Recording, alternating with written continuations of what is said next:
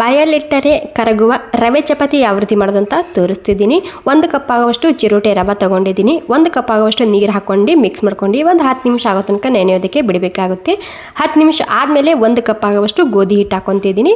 ರುಚಿಗೆ ತಕ್ಕಷ್ಟು ಉಪ್ಪು ಮತ್ತು ಒಂದು ಸ್ವಲ್ಪ ಅಜ್ವೈನ ಮತ್ತು ರೆಡ್ ಚಿಲ್ಲಿ ಫ್ಲೇಕ್ಸ್ ಹಾಕ್ತಿದ್ದೀನಿ. 1 ಚಮಚ ತುಪ್ಪ ಸೇರಿಸ್ತಿದ್ದೀನಿ. ಇವಾಗೆಲ್ಲ ಸೇರಿಸಿ ಮಿಕ್ಸ್ ಮಾಡ್ಕೋಬೇಕು. ಮತ್ತು ಬೇಕಿದ್ರೆ ಇಲ್ಲಿ ಗೋಧಿ ಹಿಟ್ಟನ್ನ ಹಾಕೋಬೋದು, ನೀರು ಹಾಕೋಬಾರ್ದು, ಹಾಗೆಯೇ ಮಿಕ್ಸ್ ಮಾಡ್ಕೋಬೇಕಿಲ್ಲಿ. ನೋಡಿ ನಾರ್ಮಲಾಗಿ ಚಪಾತಿ ಹಿಟ್ಟು ನಾದ್ಕೊತೇವಲ್ಲ ಅದೇ ರೀತಿ ನಾದ್ಕೊಂಡಿನಿ. ಇವಾಗ ಒಂದು 10 ನಿಮಿಷ ಆದಮೇಲೆ ನಾನು ನಿಮಗೆ ಈ ರವೆ ಚಪಾತಿ ಮಾಡಿ ತೋರಿಸ್ತಿದ್ದೀನಿ. ಇಲ್ಲಿ ಕೊತ್ತಂಬರಿ ಸೊಪ್ಪು ಹಚ್ಕೊಂಡಿನಿ ಸ್ವಲ್ಪನೇ ನಾನು.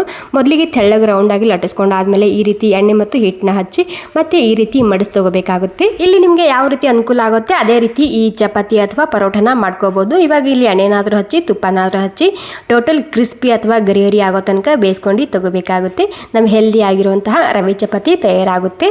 ಈ ರೆಸಿಪಿ ಸ್ವಲ್ಪನಾದರೂ ಇಷ್ಟ ಆಗಿದ್ರೆ ಒಂದು ಲೈಕ್ ಮಾಡೋದು ಮಾತ್ರ ಮರಿಬಾರ್ದು. ಹಾಗೆ ಕಾಮೆಂಟ್ ಮಾಡಿ ತಿಳಿಸಬೇಕು. Thank you.